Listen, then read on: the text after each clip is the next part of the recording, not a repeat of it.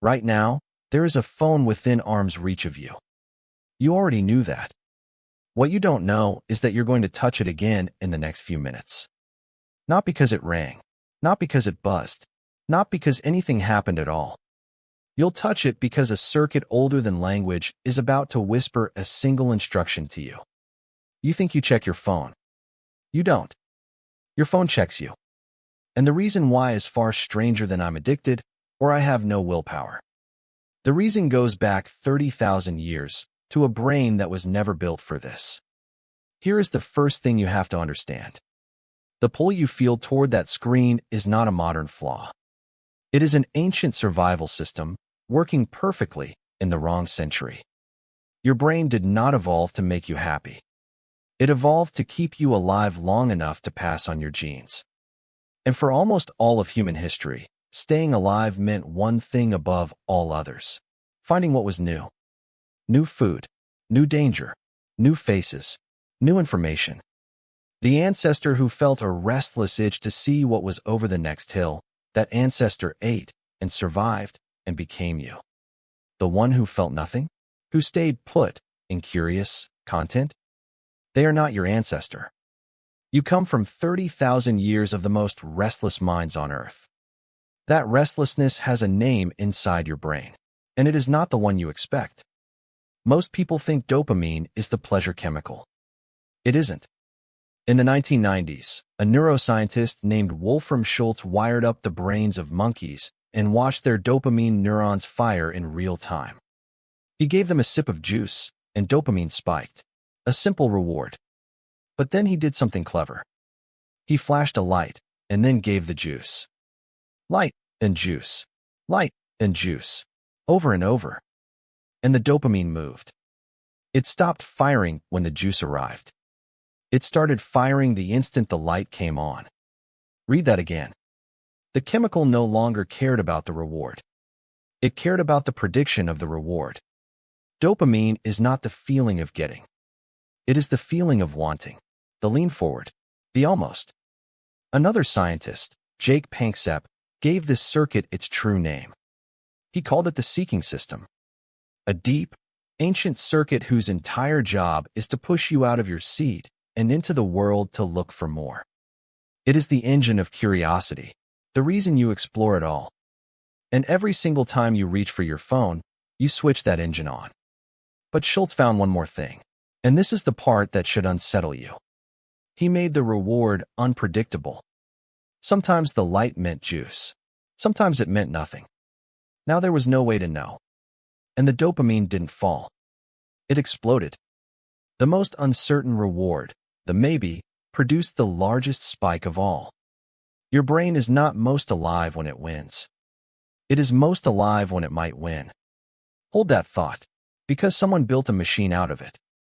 Decades earlier, a psychologist named B.F. Skinner put animals in a box with a lever.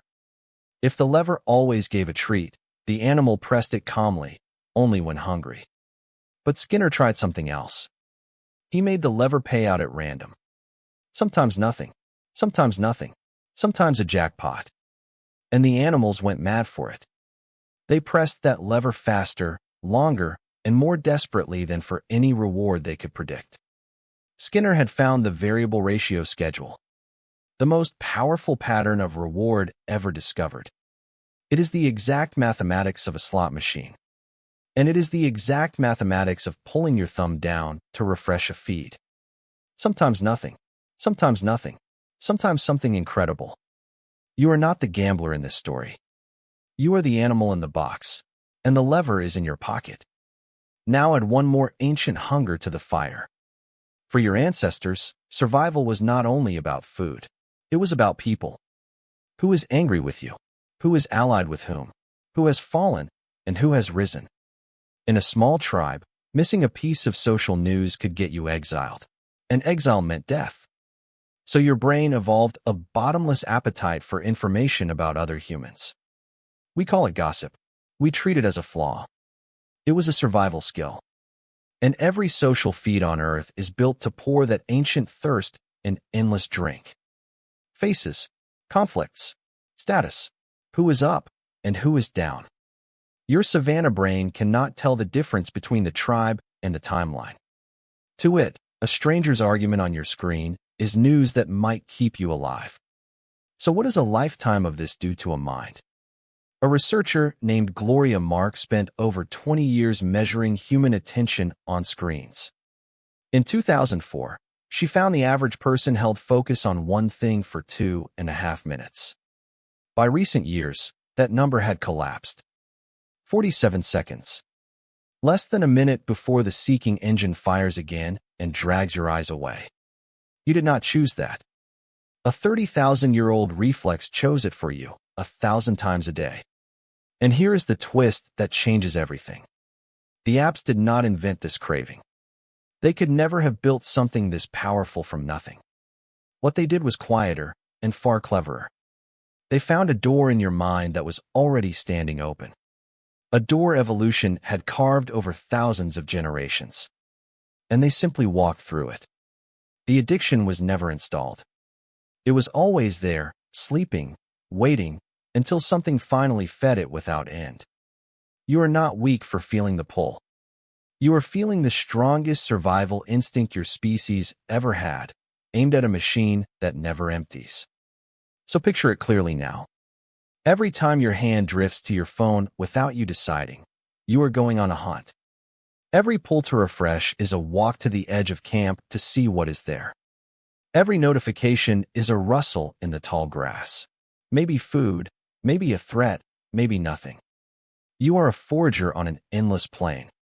But this plain never runs dry, and it never truly feeds you. It only keeps whispering the one word your brain can never ignore. Maybe.